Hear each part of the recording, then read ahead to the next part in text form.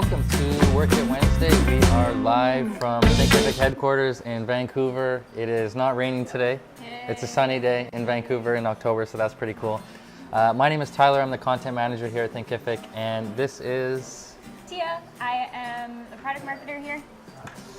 And so every Wednesday, if you haven't joined us, we come on to Facebook Live to share some announcements from Thinkific, updates with our community, to acknowledge some people who are doing some cool things using Thinkific, and we also cover a specific topic. We spend about 10-15 minutes sharing our tips and strategies to help you succeed with your online courses, and today's topic is webinars. And then we wrap up with a Q&A. So if you have any questions, feel free to ask them below the video. We will get to them at the end here. We also have some questions that people have been asking inside of the Facebook group this week, and so we'll be answering those as well. So we're going to kick things off with a little bit of news. We've got some exciting announcements here at Thinkific. A big one is the themes. Do you want to tell them about that? Yeah, this week. So just a couple days ago, if you haven't already noticed in your dashboard, we actually have launched some new themes right out of the box. So if you're new to Thinkific, or even if you're old, you can also just switch over existing themes that you've had. So if you haven't done any kind of like major customization yet to your HTML or CSS, if you go right into the themes section of your Thinkific dashboard, you can see 6 new ones that are in there. So some of our designers and developers have been working really hard on creating some easier ways for you to kind of just get started with your course right away. Yes, it took many months of work to make this happen. We've had a lot of people that are excited about this, because we've had people using Thinkific and they've been trying their best to make their course sales pages really fancy.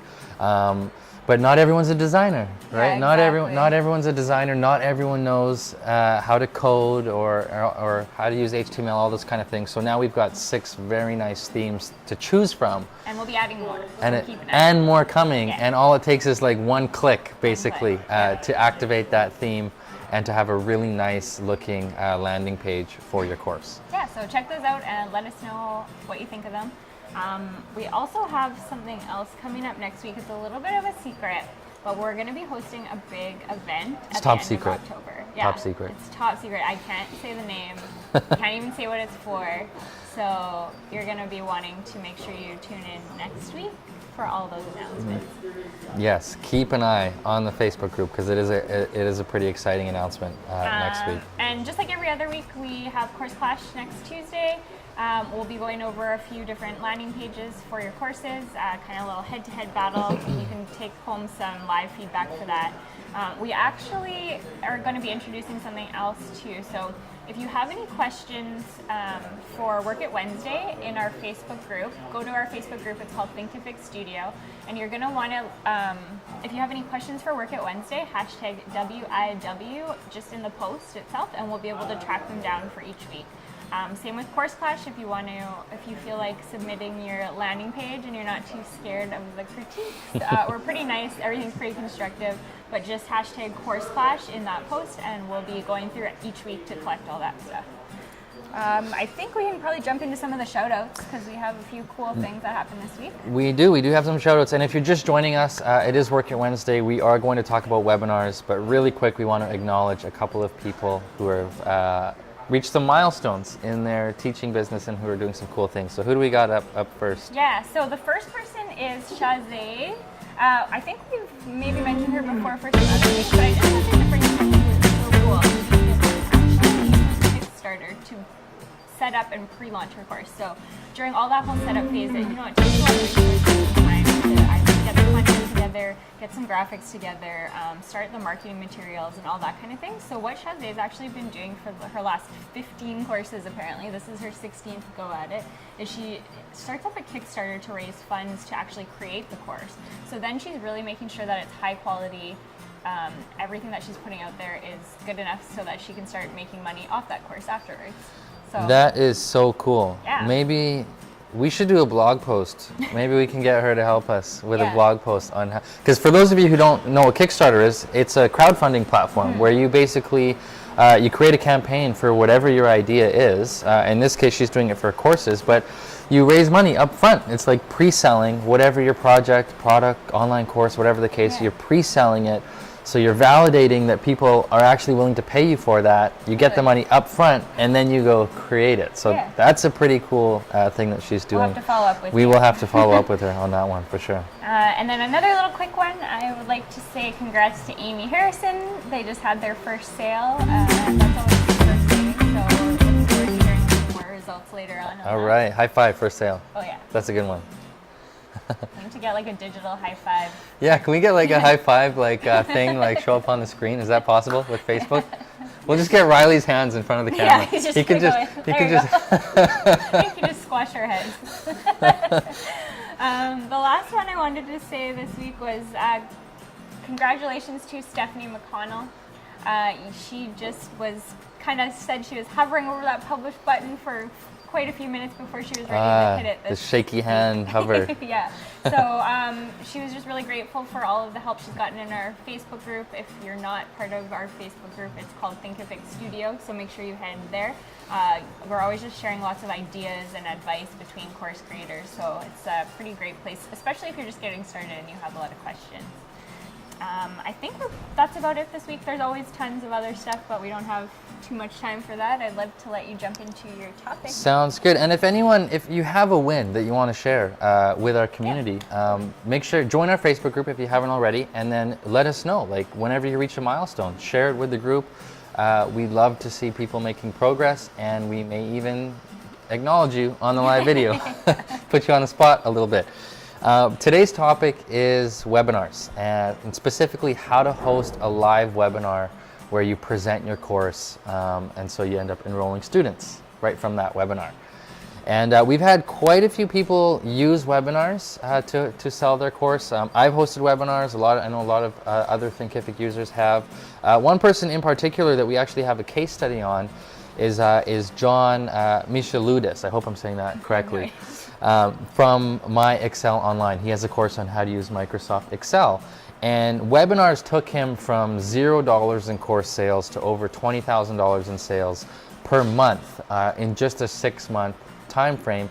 And so if you want to check out his case study, just go to our blog and you will see the top bar on our blog says click here to check out the case study. You can also check out his website, My Excel Online. And so that's just one of many examples of people who have been using webinars to sell their courses. And so today we're going to spend about 10-15 minutes. We'll chat about this topic. We'll talk about why webinars are so powerful, how to set them up, how to structure your presentation, and some tips to get people to actually attend your webinar. So should we jump into it or what? Yeah, I'd love to. Cool. Now, I think most people know what a webinar is. Most people have even attended one at this point, but just in case you don't, a webinar, the term actually comes from web-based seminar, so it's basically... I never thought of that before. Yeah, it's basically a seminar, but it's not one where you got to go rent space in a hotel and speak in front of a room of a bunch of people. It's all online. You run it online. You just use software, and you can be live in front of a camera. You could do a PowerPoint presentation, however you want to do it, but people are registering to attend just like it's a live event. It's at a certain time, a certain day. You send them the link to attend, they watch the presentation, you present your course at the end of your presentation, and then you direct people to your course sales page. They can go in and enroll in your course. So that's basically what it is, just in case you weren't sure. Just in case. And then why would we want to be using webinars? Like, what would be the benefits? Yeah, so one of the biggest benefits of hosting a live webinar is that because you're spending usually an hour, give or take, with the attendees and with your audience, that's a lot of time for you to build trust, share your story, provide some information that actually helps your target audience, educate them up front before you present your course. In fact, we'll talk about how to structure your entire presentation in a second. But most of a webinar is you adding value, you educating your audience before you present your course to them. And that's what we do as course creators, right? We're teaching people how to do something. So they get a little taste of what it's like to learn from you by attending your webinar. So that's one of the main reasons is you get to connect with your audience, you get to educate them up front before you try to pitch your course. Another good thing is you get to build your email list.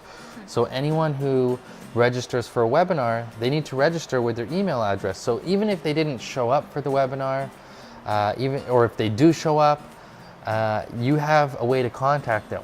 It's not just you don't know who's registering for your webinar. Everyone who registers for your webinar has to give you their email address, and so you can follow up with them afterwards. You can send them more content. You can add them to your newsletter. You can keep in touch with these people, and you're basically building a list of people that you know to be interested in your course topic. So that's another great reason to host webinars, is they help you build your email list. Yeah, I just like the idea of like how a webinar, it's not kind of just like its own siloed thing. You really make it part of like your overall marketing strategy, and it's just like one of those pieces. I know every week we talk about different ways you can get people to sign up for your courses. So we've gone over like podcasting, being like guest posters, that kind of thing. So the webinars are just like another piece to add to that kind of repertoire. Another benefit is they're not actually very hard to set up anymore. Yeah. There's tons of webinar technology to choose from. Most of them are pretty inexpensive. All you really need is your laptop, a microphone, internet, and hopefully you have internet right now. If you're and a presentation prepared. And we'll recommend a bit of software, and we've got some resources that we can point you towards after this video. But it's not super difficult to set up a webinar. I think pretty much anyone can figure out how to do it at this point. And it doesn't cost a lot. I mean, if you want to go and speak to a room of 100 people, and you do that like out of a hotel conference room, yeah, that can add up. If anyone who's done any kind of event planning knows how expensive it is. If you have ever run a live event, it is very expensive to run an actual live event. And it's very difficult to get people to attend in person. They may have to fly in, they may have to commute, they got to set aside time for travel and expenses and accommodations and all that stuff. A webinar, because it's online, everyone who attends can attend from home, maybe even while they're at work, if they're allowed to watch webinars at work. It just lets you get your reach so much farther. You can reach people all over the world, and it doesn't cost them anything to attend, and it pretty much doesn't cost you anything to run the event either, except for a few marketing costs that you might use to promote your webinar. So those are some of the reasons why webinars are so powerful. Now we're going to chat about how to actually set one up. So I mentioned it doesn't take much: laptop, webcam, microphone, software. We have like a special webcam or anything like that? You know, if you have a newer laptop, the built-in webcams are pretty good. But one of our favorites that we always recommend is the Logitech, the HD, and that's pretty cheap on Amazon. And it just connects into your laptop USB. And again, that's if you are planning to show your face on the webinar, which I recommend doing at least in the beginning, when you're greeting people before you actually go into your presentation. But your presentation is probably going to be like a PowerPoint or a keynote or a screen share. So some people don't even really use much video, just for the intro and kind of like the ending. Yeah, just when you're greeting people as they show up for the webinar, when you're doing the Q&A afterwards. But your presentation's probably not going to be your face the whole time. You're probably going to have like some bullet points and show your screen. In terms of software, there's a few that are quite common. GoToWebinar is one. That one I think is the most expensive option for webinar platforms, GoToWebinar. It's a little bit difficult to use, but it is very reliable. And then there are several others. We use Zoom every single week. We've never had a problem with Zoom, so that's a good one. But there's Webinar Ninja, Webinar Jam, Easy Webinar. You could even use Google Hangouts as a webinar, to host a webinar as well. And YouTube Live now. Oh yeah, it changed names. YouTube Live now. So we've got a blog post where we recommend different webinar programs. So we won't get into that right now, but we'll link to that blog post below this video, and then you can actually see the different webinar softwares that we recommend. So that's pretty much it in terms of software and equipment. Then what you want to do is set up a registration page and a thank you page. So the registration page, you can do this, if you have a WordPress website, you can do it there. If you have maybe an account with Lead Pages, I like Lead Pages. They're pretty good. They've got a ton of templates where you just drop the dates of your webinar and the title of the webinar and stuff on the page, and it looks really nice.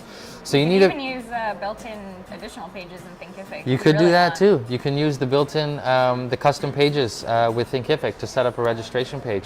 So basically, you just want to say like what the title of your webinar is, what you're going to teach, when it is, who's presenting, So that would be your bio and a link to register, like to enter your email and register for the event. So you'll want that registration page, and you want a thank you page or a confirmation page set up ahead of time as well, so that once somebody has registered, you're going to send them an email that says, hey, thanks for registering for the webinar. Just to remind you, it's on so-and-so date, and you want to send them that confirmation. Cool. Yeah, and I'm just checking here. Simon has chimed in and said that he's also giving us a great tip. So it's important to set up a follow-up autoresponder that continues to provide value after the webinar. Absolutely. For the people. So anyone who maybe didn't register for your course or didn't buy what you were selling right away, just keeping them in that list, like we talked about, kind of keeping them in that marketing funnel, providing them with more value, maybe warming them up a little bit more until they're actually ready to buy. That's a really good point. And actually, if I forgot to mention that in order to do webinars, you should also have some email marketing set up. So an account with an email service provider like Aweber or ConvertKit, something like that. So you want to send an email right away when someone's registered that says, thanks for registering. If the webinar is a few days away, they could forget about it by then. So you might want to send them, or you should send them some reminders between when they registered and when the webinar is actually happening. You might even send them some content, like some free tips, or a tease what you're going to teach on the webinar a little bit, just to build up some hype. And even after the webinar has ended, because not everyone will have made it to the live webinar. Side note, if you figure out how to make everyone show up to a webinar, please let me know, because I can't get 100 people to show up. I think it's pretty common to get maybe 20 to 40% of people to show up actually live. But if you've got their email after the live webinar ends, you can send them a recording, you can follow up with them afterwards, you can invite them to the next one that you're going to do. There's no reason to forget about them just because they didn't show up live. So yes, it is important to have those email follow-ups before and after the webinar. So in terms of what to say on the webinar, this is a pretty big topic. And again, we'll link to a blog post where we break down, how you should structure your presentation. But I just want to really quickly go over the typical structure of a presentation on a webinar. And I've made the assumption that you're going to spend about an hour on your webinar. So this would be, a 60-minute time frame. I'll show you how to break it up. So the first thing is the meet and greet. So this is just a couple of minutes, 5 minutes at most. People are showing up. Let's say your webinar starts at 1 o'clock. You should get there a few minutes early. As people show up, welcome them, ask them where they're from, thank them for coming, that kind of thing. And then let them know that we're going to be starting, right on time at 1 o'clock. So you get a few minutes to do that meet and greet there. Right on time. Yes, do your best to start on time. Then you'll move into your introduction. And so this should only take about 5 minutes. Just, again, remind people who you are, what the webinar is about, who you're going to be teaching, set the expectation, let them know if there's going to be a Q&A, how much time you're going to spend, what topics you're going to cover, that kind of thing. Just spend a little bit of time, setting the expectation and welcoming everyone to the webinar. Then what you want to do is you want to transition into what I call your story of transformation. And this just really, it humanizes you, because whatever it is that you're teaching and your course, which you're going to sell at the end of the webinar, your course teaches somebody how to get a specific result or accomplish a specific goal. And so you want to tell that story of how, where you were before you learned what it is that you're about to teach, and then what you did to get the result, and then now what your life is like now. So some people call it the hero's journey. There's different terms for it, but you basically want to share that story of, where you were, the challenge you were facing, the problem you had, the solution you found, the actions you took, and then the results you got. Because that's the journey that you're going to take your students through in your course. Is they've got a specific problem, they want to take your course to learn how to solve that problem, and that's going to give them a certain end result. So you're just making yourself more relatable, so that the material, I think, they kind of have a better context of how it could apply to their own life, right? Yeah, absolutely. Because people want to learn from somebody who has done and who has been through, what they're going through, and they've done what they're about to teach you how to do. So you want to share that story. It gives credibility. It shows that you're real, and it shows them that you have empathy, with their situation, because you've been there before. So that takes usually 10 minutes or so just to share your story. share the results that you've accomplished, and so that they can see, okay, this person knows what they're talking about, they've been through it before, and then they're excited to hear you actually teach. So then what you want to do is move into what's called the main presentation, or the main content of your webinar. And this can be about 20 to 30 minutes, where you're just going to share some of your best tips, on your topic that relate to your course. Maybe pick out even a certain section of your course and share that as the webinar. But you want to actually share information that helps them. Like, people should be able to, after this webinar, actually implement what you shared with them and get some results. And so that it's helpful for everyone, not just the people who enroll in your course, but everyone who's watched the webinar. And so that could be like, top 3 mistakes to avoid with such and such topic, or 5 steps to accomplish this. Excuse me. However you want to structure it, but spend about 20 minutes sharing some of your best information. Then you're going to transition into presenting your course. Yep. And a lot of people get kind of weird when they switch from like teaching to selling. But don't think of it as selling. Just think of it as you're inviting anyone who's interested in your topic and who wants to learn about it more, because you can't teach everything that's in your course in a 20-30 minute part of your webinar. So really you're just teaching them a little bit, but you're unpacking a greater issue, or a bigger issue, which your course addresses. So your course is like the all-in-one solution, and the webinar is the solution to like a smaller problem that's part of that bigger problem. So and I think people are already at your webinar because they're interested, so I wouldn't feel so bad giving them more of what they want, right? Exactly. So think of it as an invitation for those who want to, who now trust you, and who now are very interested in what you have to in what you have to teach, and who want to take their learning to the next level, and get the full, everything about this topic. Then you invite them to your course, and you want to show them like everything that's included. Break it down, like show them the modules that are in your course. Is it video training? Is it audio training? What kind of resources or templates, worksheets? Show them everything that's included. Again, tying it back to that result and that story of transformation that you want to help them accomplish. So that shouldn't take too long. You should spend about 10 minutes just presenting your course to them. Tell them what it costs. Do you have a payment plan? Do you have any bonuses that you're throwing in there? Everything that's included. Do you have a money back guarantee? All that stuff. Give them all that information that you would also have on your sales page, and then stick around to answer some questions.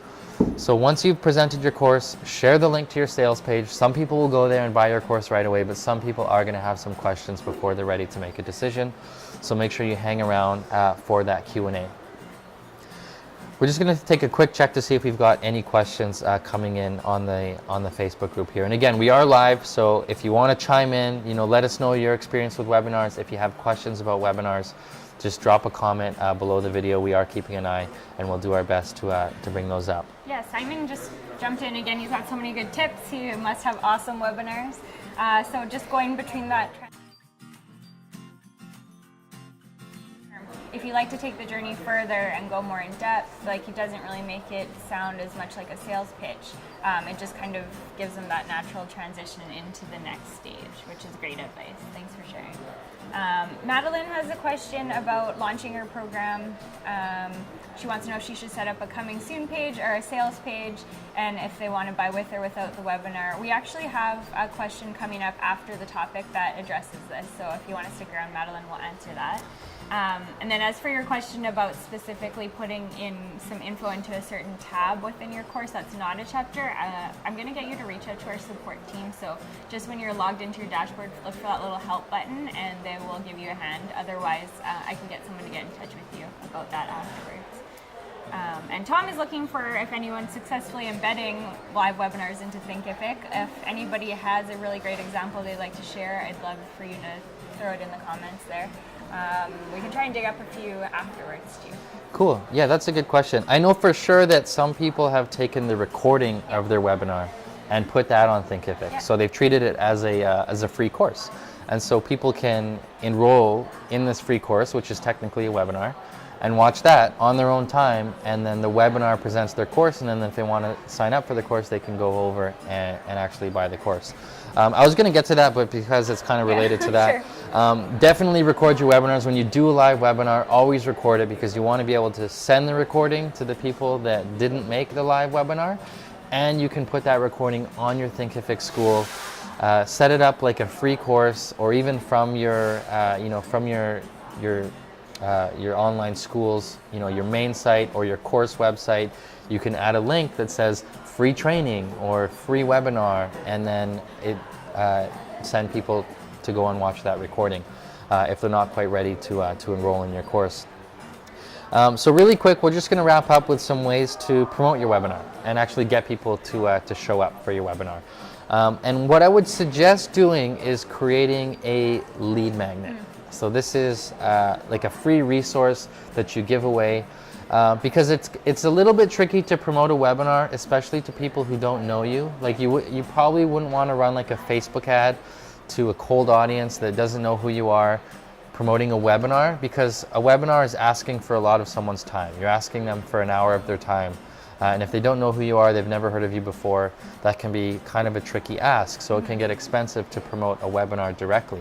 So what I recommend doing is promoting a free resource, like a checklist, a worksheet, a PDF guide, something that gives people a quick win, gets them on an email list, and then you promote the webinar to them after they've grabbed that lead magnet. It's way easier to promote something that you're giving versus asking them to register for the webinar. And what you can do is actually, this is done quite a bit. I've been on a lot of webinars that started by promoting a lead magnet to me. Yep. That lead magnet was actually a worksheet, like a fill in the blank. And then they're like, to fill in the blanks, you got to attend the webinar. It's like, damn, okay, I guess I got to watch the webinar now. So that's a pretty clever way to do it, is create a worksheet and then promote the worksheet, and then invite people to the webinar and say, on this webinar, I'm going to help you fill out this worksheet. And so that gives them more incentive to actually show up. And then so some ways that you can promote that lead magnet, if you have an email list, that should be your number one place, is send an email to the people on your newsletter and say, I've created this free worksheet and I'm going to be hosting a webinar. Click here to grab it and to register for the webinar.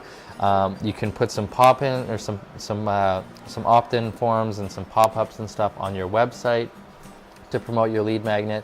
You could run some ads, yep. Facebook ads, Instagram ads, wherever you want to do it. We talked about guest posting a little bit, going and being on podcasts, going and getting some promotional partners. Yeah. There's a bunch of different ways you can do it. And we have a really great way to visualize this, actually. We have this webinar sales funnel image. So if you want to take a look. Yeah, if we could show that on the screen, actually. It just basically goes through kind of what Tyler just summarized. So all of those top things that we just covered, kind of like the guest posting, email list, social media, website, JVs, PPC, anything. You're going to want to funnel everyone down to your webinar registration page first. Once they sign up, click, convert, you're sent to your thank you page. They will eventually come to your webinar. And then that's where you're going to want to send them, like we said, you talk about your course or whatever you're selling and send them to your sales page. And then that's where we hopefully see the sales happen. Exactly. So hopefully that visual helps to make sense of this whole process. And again, we've got a very in-depth article on the blog. It's called The Complete Guide to Selling on Webinars. So we'll link to that below the video. But you can also find that just by going to blog.thinkific.com, and it is in the marketing section of our blog post. And that post itself actually has, funny you should mention worksheets. This one has a bit of a checklist, which is fun. So if you are getting set up on webinars, you can kind of take a look at what we have for a big long list of things you should be including. We also have that blog post on the case study we mentioned earlier, and we have a Teach Online TV episode. If you haven't checked out our YouTube channel, it's called Teach Online TV, and episode number 75, I think, says something about hosting live webinars. Yeah, episode number 75. Cool. So again, if anyone has any questions about webinars, please drop your questions in the comment section of the video. And again, we've got some more resources where you can learn about webinars in more detail on our blog and on our YouTube channel. So we'll wrap things up there, and we will jump into the Q&A Yeah, so we did have one more from Simon asking if you can send people to a Thinkific checkout link directly from a webinar instead of the landing page for the course. And you definitely can, and you already answered your own question. So if you can get the link to that checkout right from the button on your landing page where it says, when you go to like checkout or enroll, if you copy that link address, it'll go to the actual checkout page itself. Cool. And you could, because it could end up being kind of a long link. So what's a way that somebody could share a simple link from their webinar? Right. Are you looking for something like a shortener? Yeah, like maybe like Bitly or something like that. Yeah, so we use Bitly to shorten a lot of our links. That makes it just a little bit easier to look at than kind of like question marks and percentage signs and like long-winded. And actually some webinar softwares will allow you to just display an actual button below the video that says like click here to sign up for the course, and so you can specify where that link goes to. But in the case where you've got a webinar program where you're only showing your screen and you can't actually share a link, although I guess you could in the chat. The chat section you could. But if you're trying to show a URL like on your slideshow presentation, then the shorter the URL, the better. Totally. So one of the questions, we kind of got asked this also, or no, actually we'll do that next. So first we have a question from Pip, and Pip asked about if there are any recommendations for Mac-friendly software that allows you to record your screen during a PowerPoint with camera and audio. So this kind of goes along with what we're talking about. They only need to record about 4 modules at this stage, so don't want to invest like hundreds of dollars into a whole bunch of different things. We do have a few good recommendations for this. So yeah, I even popped into the comments already. This came from our Facebook group actually. Screencast-O-Matic was one that you said you've used, and it's very inexpensive. Yeah, I've used Screencast-O-Matic. Only $15 a year. ScreenFlow is another one. ScreenFlow is another good one. It is a little bit pricier, but I think it's only about $99 for a one time, and then you get to use it. You have the license. And one person even suggested to use Zoom. Yeah, that was a really cool suggestion. So we use Zoom free for our webinars, for free. And instead of actually just like hosting a real webinar, what you could do is just set it up, kind of have a meeting with yourself, I guess is how they described it. And just you can use the screen recording function on that one to save it, and then you'll be able to export it as, I think it comes out as an MP4. There might be other options too. So those are a few. We also have a big long list in our blog of the best equipment software for creating your online courses. You can find that on our blog. We've mentioned that one a few times. And you can check out episode number 47 on Teach Online TV, which is how to create voiceover slides for your online course. And that can actually be done within Thinkific itself. That one doesn't include the video component, which you might want. But if you're looking for a purely presentation, then you can do that. The last question we have is from Benjamin, and this went over kind of that pre-launch stage. So is there a way to make future courses that you haven't launched yet show up on your Thinkific site? So like a coming soon, how to something, whatever, people that are purchasing in advance. And you can definitely do that in a way. Catherine's actually written a really great support article on this, and it's pretty easy to do. You would just set up the landing page how you normally would, but then instead of keeping that enroll button on there, what you do is use an email capture box, kind of like what you mentioned. Like you can use lead boxes, I think, or just anything like that you Sumo can, Me or something like that. Anything that you can. I think Mailchimp even provides an actual embeddable option that you can do. So if you use Mailchimp, that one's really easy. Put that in your page, and then actually, if you go into the themes portion of your site. This is all, we all have a how-to, so you can actually see how it's done in our help page, and we'll drop a link to that. But you can just remove a little piece of the code, and it'll take away that enroll button, so all you have left is the email capture. So this is great for kind of like automating that, creating that list, and then once you're ready to launch, you just email everyone. And you could, because you would need to create a course card for that course, so you could maybe just put the words, coming soon on the actual course card as well. Just so people know that it's not like a ready-to-go course, just making it really clear. But we also are thinking about some ideas for including that later on, so keep an eye out. Cool. I think that's it. Awesome. Well, again, this has been another live session of Work It Wednesday. We're here at Thinkific's headquarters in Vancouver, Canada. And every Wednesday, we cover a specific topic to help you with the creation or the marketing of your online course.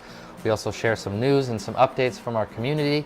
And we answer your questions live. So if anyone has any more questions, we are keeping an eye on the Facebook comments. So feel free to drop a question below the video. And if you want us to answer a question next week, then just use the hashtag WIW for Work It Wednesday inside of the Facebook group, and each week we check to see what questions have come through with that hashtag, and then we'll answer them on the video. A couple of things happening next week. Yep. If you want to join in our course clash, which we've mentioned before, you can submit your course sales landing page, and somebody here, whoever's available, will go over it and kind of give you like any kind of free feedback on your course so you can make improvements. So if you want to submit to that, just do the same thing, hop into our Facebook group and tag your post with hashtag course clash.